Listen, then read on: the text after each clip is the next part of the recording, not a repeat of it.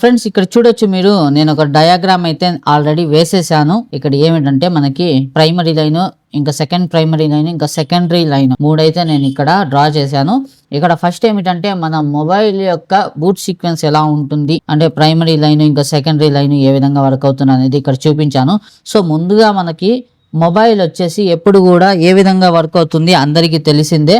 ముందు ఏం చేస్తాం, మనకి బ్యాటరీ కనెక్టర్ నుంచి పవర్ సప్లై వస్తుంది అన్నమాట. సో బ్యాటరీ కనెక్టర్ నుంచి వచ్చే పవర్ సప్లై ఎంత ఉంటుందంటే మనకి ఇది వి బస్ లేదా వి చార్జ్ అనేసి అంటారు అన్నమాట.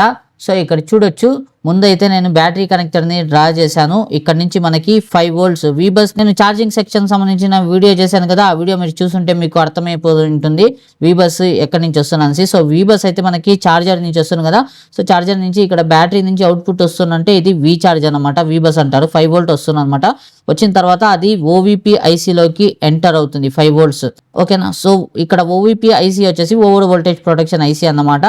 ఇక్కడ నుంచి DC టు DC, దీన్ని వచ్చేసి ఛార్జింగ్ ఐసీ అనేసి అంటారు, దీంట్లోకి వస్తుంది. సో బ్యాటరీ కనెక్టర్ దగ్గర నుంచి DC టు DC ఐసీ వరకు అంటే ఛార్జింగ్ ఐసీ వరకు మనకి ఎంత వోల్టేజ్ అయితే ఇక్కడ దాకా వస్తూ ఉందో, ఇక్కడ నుంచి ఇక్కడ దాకా ఎన్ని కాంపోనెంట్స్ ఉన్నాయో అవన్నీ మనకి ప్రైమరీ లైన్ కిందకి వస్తాయి అన్నమాట.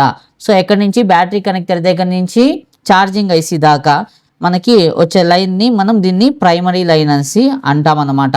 ఇంకా ఇక్కడే మనకి DC టు DC ఐసీ నుంచి మనకి వీబ్యాట్ సప్లై కూడా రిలీజ్ అవుతుంది, మీకు తెలిసే ఉంటుంది. ఇక్కడ చూడొచ్చు, వీబ్యాట్ని నేను DC టు DC అంటే ఛార్జింగ్ ఐసీ నుంచి బయటకి ఇచ్చున్నాను. వీబ్యాట్ ఇది ఎంత 3.7 volts నుంచి 4.2 volts అయితే మనకి ఇక్కడ వస్తుంది. వీబస్ వచ్చేసి 5 volt, మనకి 5.3 volt మాక్సిమం వస్తుంది, అంటే 5 to 6 volts అనుకోండి, ఎక్కువ తక్కువ అవుతూ ఉంటుంది కొన్నిసార్లు. కాబట్టి ఇది వచ్చేసి 5 volts మనకి వీబస్ వస్తుంది. ఇంకా DC టు DC ఐసీలో నుంచి మనకి వీబ్యాట్ కూడా వస్తుంది. ఇక్కడ దాకా మనకి ఇది ప్రైమరీ లైన్ అన్నమాట. సో ఇప్పుడు ఇక్కడ ఈ మొబైల్ ఉంది నా దగ్గర, నేను మీకు వివరంగా చెప్తాను చూడండి. సో ఈ మొబైల్ లో వచ్చేసి మనకి ప్రైమరీ లైన్ పాడైపోయిందంటే మనము మల్టీమీటర్ ద్వారా ఇక్కడ షార్టింగ్ చెక్ చేసినప్పుడు, మల్టీమీటర్ ద్వారా ఇప్పుడు నేను చెక్ చేసి చూపిస్తాను చూడండి.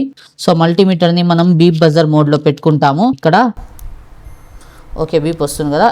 ఇప్పుడు ప్రైమరీ లైన్ లో షార్టింగ్ ఉందంటే అప్పుడు మనకి ఇక్కడ మల్టీమీటర్ ద్వారా ఈ బ్యాటరీ కనెక్టర్ మీద మనం ఇలా చెక్ చేసినప్పుడు రివర్స్ బయాస్లో కానీ ఫార్వర్డ్ బయాస్లో కానీ మనకి ఇక్కడ షార్టింగ్ చూపిస్తుంది అన్నమాట. హాఫ్ షార్ట్ కానివ్వండి లేదా ఫుల్ షార్ట్ కానివ్వండి, ఇక్కడ మనకి చూపిస్తుంది.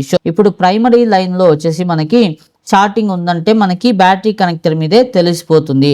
అప్పుడు మనము ప్రైమరీ లైన్ని చెక్ చేసి రిపేర్ చేయొచ్చు అనమాట. మనకి సెకండరీ లైన్తో మళ్ళీ పని ఉండదు.